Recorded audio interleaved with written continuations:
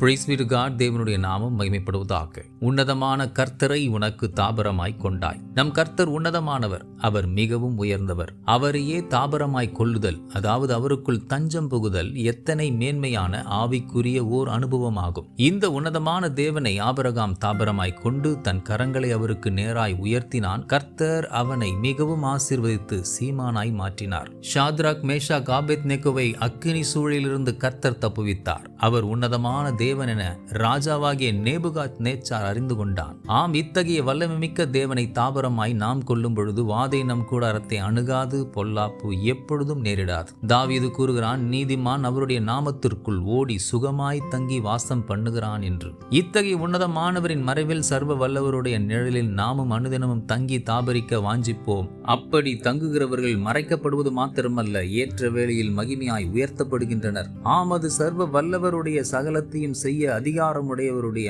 மறைவும் நிழலுமாய் இருக்கிறபடியினால் தொடர்ந்து நாள் தவறாமல் அவரை தாபரமாய் கொள்வோம். தரணி எங்கிலும் தடையில்லாமல் வெல்வோம். God bless you abundantly.